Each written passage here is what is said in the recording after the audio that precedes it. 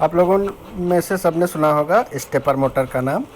जो आप लोग रोबोटिक्स के प्रोजेक्ट करते हैं जो बच्चे, वो स्टेपर मोटर का नाम सुने होंगे। इसके अलावा प्रिंटर्स में भी स्टेपर मोटर का यूज होता है, कंप्यूटर प्रिंटर्स में। तो ये नाम लगभग सभी लोगों ने सुना होगा। एक्चुअल में स्टेपर मोटर है क्या? A stepper motor is a form of AC motor. The input given to this motor is in the form of electrical pulses.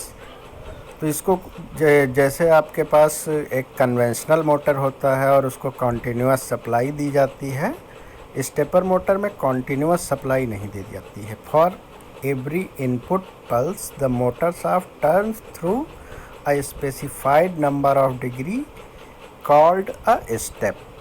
तो यहाँ पर कन्वेंशनल मोटर जो होते हैं वो कॉन्टीन्यूअसली रोटेटिंग होते हैं, जबकि स्टेपर मोटर जो है वो स्टेप्स में रोटेट करता है, इसलिए इसको स्टेपर मोटर कहते हैं। तो ये स्टेप साइज़ यहाँ पर देखिए लिखा हुआ है। स्टेप साइज बहुत छोटे भी हो सकते हैं, 0.72 डिग्री से लेकर 90 डिग्री तक ये हो सकते हैं। स्टेप एंगल इनका हो सकता है। Further actually stepping motor can be regarded as digital electromechanical device. तो ये डिवाइस जो स्टेपर मोटर है ये डिजिटल इलेक्ट्रोमैकेनिकल डिवाइस है। It translate the input digital information in the form of electric pulses into discrete steps of shaft rotation. In position control application, if the number of input pulses sent to the motor is known, the actual position of the driven job can be obtained. तो यहाँ पर 10 a digital position control system employing a stepper motor needs no rotor position sensor and expensive feedback loop. तो यहाँ आप जो pulse दे रहे हैं, stepper motor में इनपुट पल्स दे रहे हैं, उस पल्स से ही आपको पता लग जाएगा कि रोटर का शाफ्ट कितने डिग्री रोटेट हुआ है। इसलिए इसमें फीडबैक सेंसर लगाने की ज़रूरत नहीं पड़ती है।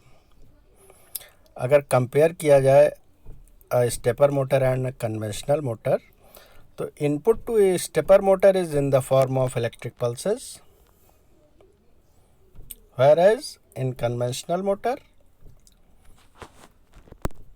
there is a free running shaft. तो कन्वेंशनल मोटर में जो है, कन्वेंशनल मोटर में फ्री रनिंग शाफ्ट होता है, जबकि स्टेपर मोटर में जो रोटेशन है वो स्टेप्स में होता है। In control system application no feedback loop, जैसा अभी बताया गया है कि स्टेपर मोटर में फीडबैक लूप की रिक्वायरमेंट नहीं होती है, जबकि कन्वेंशनल मोटर में हमें फीडबैक लूप की रिक्वायरमेंट होगी।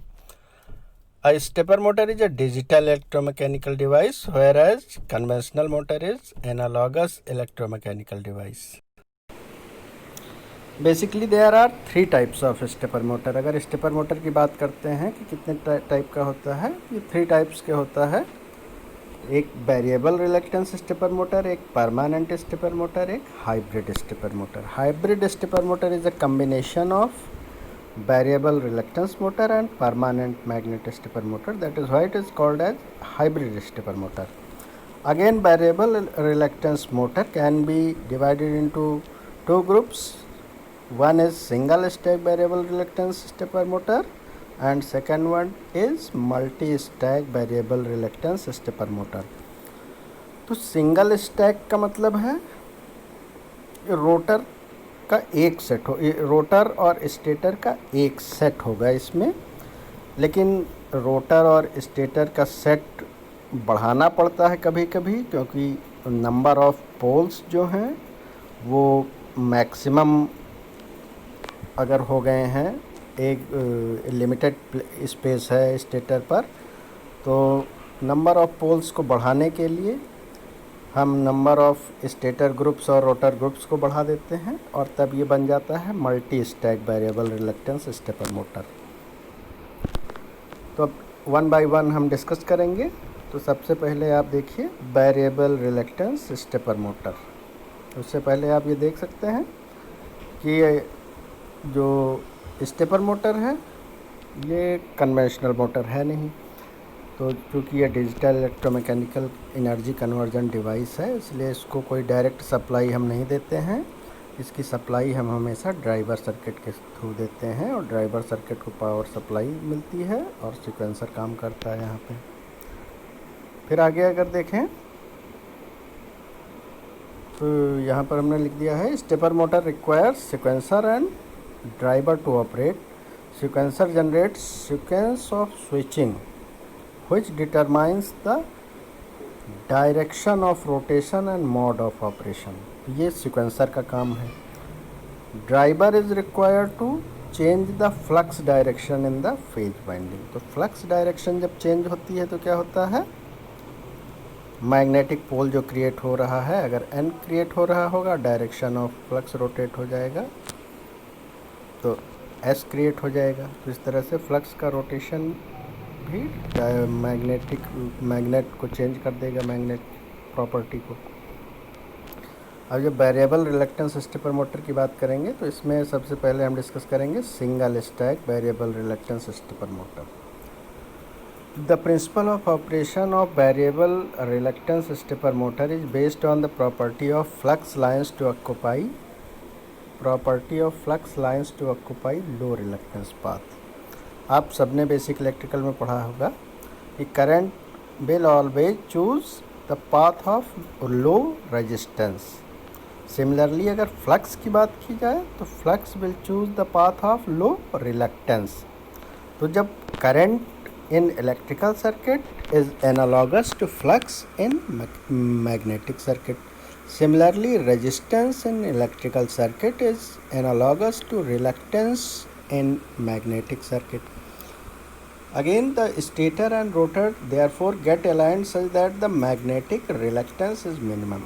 So it is the working principle of this motor is based on minimum reluctance. You can say that flux will choose a path of low reluctance. With construction, a variable reluctance stepper motor has salient pole stator. The stator has concentrated winding placed over the stator poles. The rotor is a slotted structure made from ferromagnetic material and carries no winding. So this point you can note the rotor of the reluctance motor carries no winding. Both the stator and rotor are made up of high permeability material. High permeability का मतलब क्या होता है, high permeability, अगर किसी material की permeability high होती है तो इसका मतलब ये होता है कि वो मटेरियल जो है फ्लक्स को फ्लो करने में बहुत मदद कर रहा है। तो so that the exciting current required is very small. और जब फ्लक्स आसानी से फ्लो करेगा तो जो एक्साइटिंग करंट की रिक्वायरमेंट है वो अपने आप ही कम हो जाएगी, क्योंकि एक्साइटिंग करंट की रिक्वायरमेंट ही फ्लक्स डेवलप करने के लिए होती है। अब इसकी वर्किंग आप देख लीजिए कैसे ये फंक्शन करता है। तो हमने यहाँ डायग्राम से, देखिए डायग्राम से समझा देंगे यहाँ पर। तो डायग्राम ए में आप देखिए, अब इसमें आप देख सकते हैं कि स्टेटर पे वाइंडिंग्स दिखाई गई हैं, रोटर्स पर कोई वाइंडिंग नहीं दिखाई गई हैं, और कैसे कैसे रोटेट हो रहा है। तो इसको समझने के लिए हमने एक एरो बना दिया है रोटर के ऊपर, ताकि आप समझ सकें कि कितने डिग्री के एंगल ये एक स्टेप में ले रहा है। अब आप यहाँ पर देख सकते हैं कि स्टेटर जो है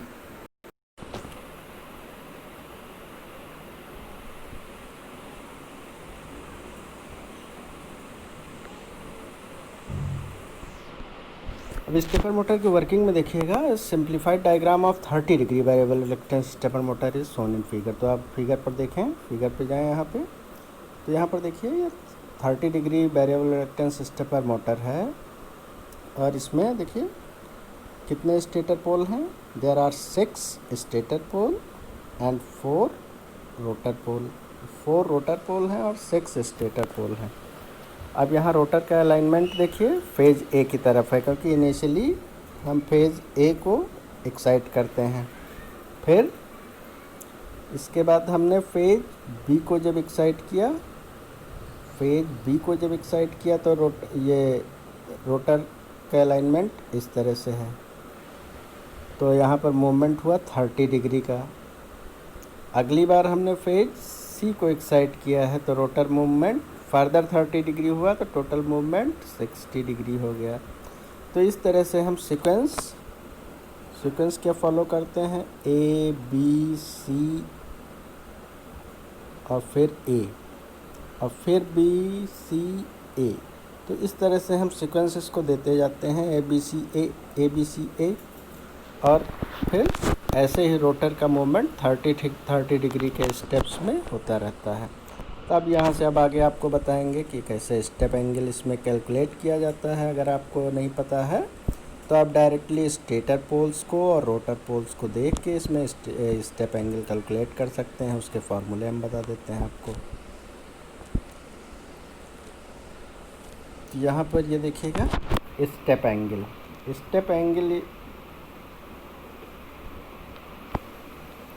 is given as 360 degree upon m into p, where m is number of phase winding on stator and p is number of rotor teeth। तो यहाँ पर स्टेटर पर अब जो फिगर हमने अभी डिस्कस किया है उसमें 3 फेजेज हैं और 4 रोटर टीथ हैं। तो यहाँ से अगर इसको कैलकुलेट करेंगे तो स्टेप एंगल हमारा 30 डिग्री आएगा। फर्दर अगर हम दूसरा फॉर्मूला भी यूज़ कर सकते हैं यहाँ पर NS minus NR upon NS NR, जहाँ पर NS number of stator teeth, NR number of rotor teeth पर पोल, और यहाँ से भी कैलकुलेट करेंगे तो ये 30 डिग्री का आता है। तो इस तरह से स्टेप एंगल आप डायरेक्टली कैलकुलेट कर सकते हैं।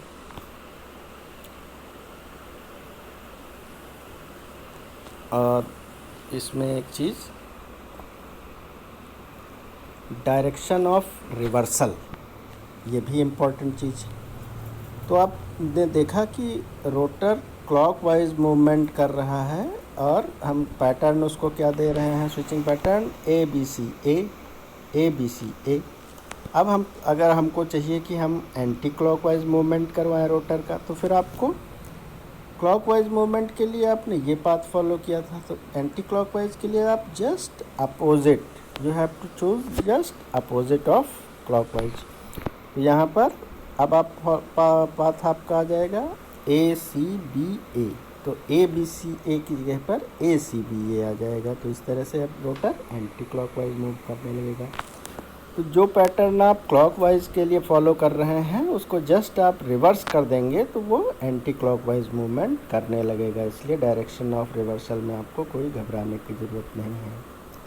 एक चीज़ और यहाँ पर इम्पोर्टेंट है, आप अपनी मनमर्जी से स्टेटर पोल और रोटर पोल सेलेक्ट नहीं कर सकते हैं। अगर आपने एक particular number of stator pole select किया हुआ है, मान लिया आपने 6 पोल, 4 पोल, 6 पोल या 8 पोल सेलेक्ट किया हुआ है, 6 पोल सेलेक्ट किया हुआ है, तो आप रोटर ऐसा नहीं है कि आप 2 पोल का भी रन करा सकते हैं, 4 पोल का, 6 पोल का। देयर इज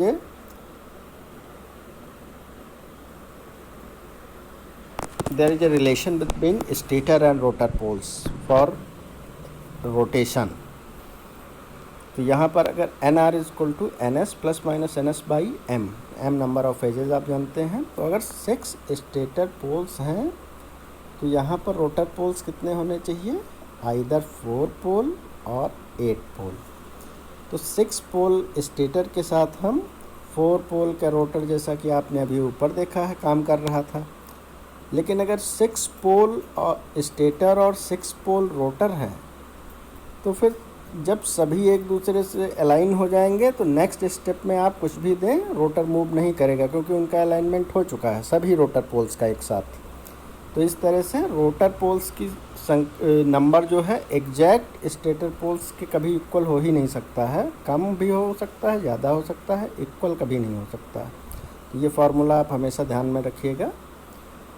तो 4 पोल की तरह रोटर पे 4 पोल थे तब भी रोटर काम कर रहा था। अगर रोटर के पोल 8 कर देंगे तब भी काम करेगा। स्टेप एंगल रिड्यूस हो जाएगा और ज़्यादा रिड्यूस हो जाएगा। और स्टेप एंगल आप कैलकुलेट कर लीजिए अगर NS minus NR upon NS NR से, तो स्टेप एंगल आप देखेंगे कि रिड्यूस हो गया है। फिर अब यहाँ पर ये इसका रोटर हमने बनाया हुआ है। रोटर आप देख सकते हैं 1 पोल, 2 पोल, 3 पोल, 4 पोल, 5 पोल और 6 पोल। तो जो 6 पोल वेरिएबल रिलक्टेंस स्टेपर मोटर का रोटर होगा, 6 पोल वेरिएबल रिलक्टेंस स्टेपर मोटर का ये रोटर है। तो आप देख सकते हैं इसमें कोई बाइंडिंग नहीं है, बिल्कुल सॉलिड रोटर है। और ये अगर आपको पहचानने के लिए कहा जाए कि किस मोटर का रोटर है, तो आप तुरंत देख कर कह सकते हैं कि ये वेरिएबल रिलक्टेंस स्टेपर मोटर है। अब एक इसमें वेरिएबल रिलक्टेंस के प्रिंसिपल पर दूसरा जो हमने बताया था multi stack variable reluctance stepper motor. तो आप यहाँ से देख सकते हैं कि ये multi stack variable reluctance stepper motor है। अब इसके कंस्ट्रक्शन देखिए यहाँ पर। अभी तक जो आपने वेरिएबल रिलक्टेंस स्टेपर मोटर पढ़ा है उसमें क्या पार्ट था? उसमें सिर्फ यही पार्ट था, सिर्फ एक सिंगल पार्ट था। लेकिन अब प्रॉब्लम क्या होती है कि आपके पास अगर ये स्टेटर है तो एक पोल आपने यहाँ पर कर दिया, एक पोल यहाँ पे कर दिया, एक पोल यहाँ पे कर दिया, एक यहाँ पे कर दिया, 4 पोल हो गया। फर्दर आप स्टेप एंगल रिड्यूस करना चाहते हैं तो आपको नंबर ऑफ पोल्स बढ़ाना पड़ेगा। तो फिर से फर्दर आपने एक पोल यहाँ बना दिया, एक पोल यहाँ बना दिया, एक पोल यहाँ बना दिया और एक पोल यहाँ बना दिया।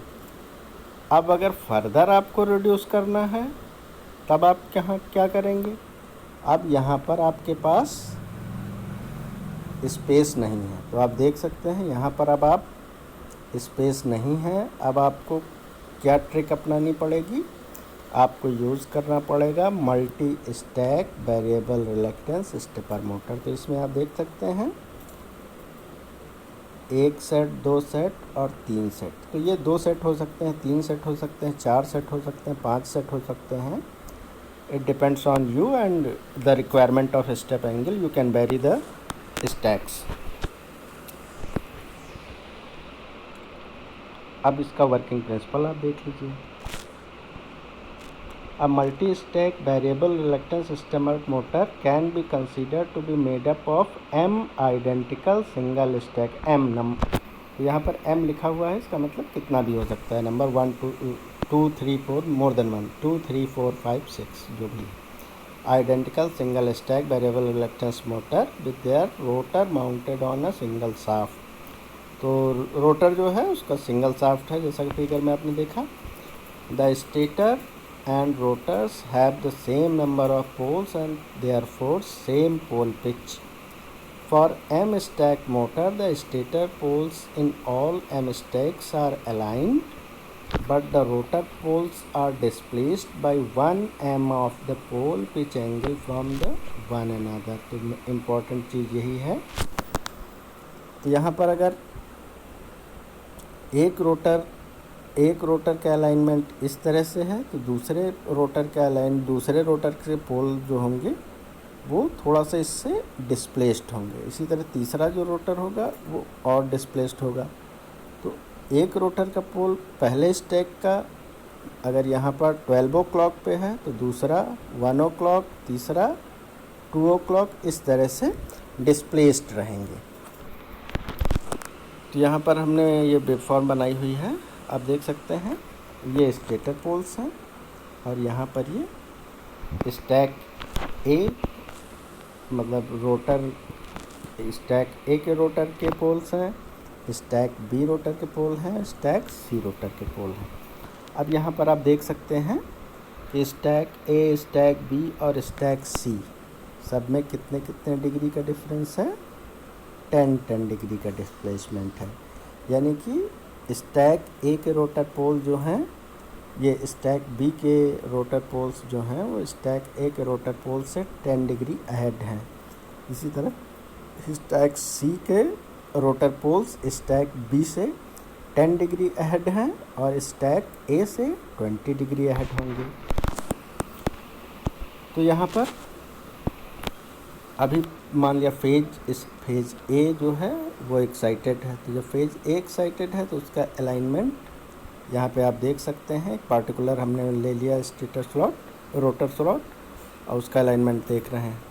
जब फेज़ बी, अब स्टैक बी जब इनर्जाइज किया जाएगा तो स्टैक बी का movement align minimum reluctance path follow करने के लिए इसका मूवमेंट देख सकते हैं आप। यहाँ पर लेफ़्ट हैंड साइड डायरेक्शन में होगा 10 डिग्री। इसी तरह स्टैक सी जब हम मूव करेंगे, ये स्टैक सी का जब नंबर आएगा यहाँ पे, तो ये अलाइनमेंट के लिए ये भी 10 डिग्री मूवमेंट करेगा। तो इस तरह से जो 30 डिग्री का स्टेप एंगल हमें एक स्टैक में मिल रहा था, अब यहाँ पर 3 स्टैक्स यूज़ करने से हमें हमारा जो स्टेप एंगल है वो रिड्यूस होके कितना हो गया, 10 डिग्री हो गया। तो 3 स्टैक हमने यूज़ किए हैं, तो स्टेप एंगल अगर पहले 30 डिग्री था तो अब स्टेप एंगल 10 डिग्री रह जाएगा। तो ये है multi stack variable reluctance stepper motor. तो यहाँ पर लिखा हुआ है all the stator pole windings in a given stacks are excited simultaneously and therefore the stator winding of each stack form a one phase, thus motor has same number of phases as the number of stacks. ये यहाँ पे important चीज़ है numericals में use करने के लिए। यहाँ पर नंबर ऑफ फेजेस आप क्या लिखेंगे, number of phases are equal to number of stacks. If you are using 3 stacks variable reluctance stepper motor then you will use m is equal to 3. Again, in each stack stator and rotor have 12 poles. For a 12 pole rotor and pole pitch is 30 degree and therefore rotor poles are displaced from each other by 1/3 of the pole pitch. तो जैसा कि पहले theory में 1/m of pole pitch है, तो 1/3 of 30 हो जाएगा 10 degree. तो इसलिए ये 12 पोल है, तो ये 30 डिग्री 10 डिग्री एक दूसरे से ऐड होंगे। फिर आप देख सकते हैं when the phase A is excited motor teeth of stack A are aligned with the stator teeth as shown in figure. When phase A is de-energized, the phase B is excited. The rotor moves 10 degrees in anti-clockwise direction, and when phase C excited and phase B de-energizes, rotor moves by another 10 degree in anti-clockwise direction. तो दोनों चीज़ें हमने बताई हैं यहाँ पे, तो कैसे ये 10 और 10 डिग्री का मूवमेंट यहाँ पर एंटी क्लॉकवाइज डायरेक्शन में होगा।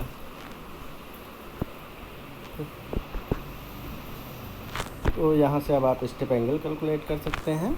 NR is the number of rotor teeth and MS is number of stacks और स्टेटर फेजेस। तो step angle 360 degree upon MS into NR। तो अगर स्टेप एंगल आप यहाँ पर कैलकुलेट करेंगे तो इट इज़ 10 डिग्री। फर्दर आप देखेंगे multi stack variable reluctance stepper motor are widely used to obtain smaller step size typically in the range of 2 degree to 15 degree। तो यहाँ पर स्मॉलर स्टेप साइज के लिए यूज़ किया जाता है। तो यहाँ पर ये स्टेपर मोटर का पहला जो है यहाँ पर ये फिनिश होता है। पहला टाइप क्या है, वेरिएबल रिलक्टेंस स्टेपर मोटर। तो इसमें हमने दोनों आपको बता दिए हैं, सिंगल स्टैक और multi stack variable reluctance motor बता दिए हैं। इसके बाद आप पढ़ेंगे परमानेंट मैग्नेट स्टेपर मोटर और हाइब्रिड स्टेपर मोटर। तो जब परमानेंट मैग्नेट स्टेपर मोटर आप पढ़ेंगे तो इसमें आप देखेंगे कि जो ये स्टेपर मोटर होगा इसका रोटर ये परमानेंट मैग्नेट का बना होगा। वेरिएबल रिलक्टेंस मोटर में क्या था कि इस पर कोई बाइंडिंग नहीं थी, ये एक सॉलिड रोटर था और कोई मैग्नेटिज्म इसमें नहीं था। लेकिन जब परमानेंट मैग्नेट स्टेपर मोटर की बात की जाएगी तो एक सॉलिड रोटर होगा, लेकिन इस पर N और S पोल परमानेंटली रहेंगे। और जब हाइब्रिड स्टेपर मोटर की बात आएगी तो उसके रोटर में आप देखेंगे तो उसमें भी ये परमानेंट मैग्नेट रोटर होता है उसमें भी, लेकिन उसका अरेंजमेंट डिफरेंट होता है और ये दोनों का कम्बिनेशन वेरिएबल रिलक्टेंस और परमानेंट मैग्नेट का दोनों का कम्बिनेशन होता है, इसलिए इसको hybrid reluctance motor, hybrid stepper motor बोलते हैं। तो जब नेक्स्ट वीडियो आपको पोस्ट करेंगे तो उसमें आपको हम बताएंगे परमानेंट मैग्नेट स्टेपर मोटर। तो स्टेप बाय स्टेप ऐसे पढ़ते रहेंगे, तो जब तक लॉकडाउन ख़त्म होगा तब तक हम आपका सिलेबस फिनिश कर देंगे।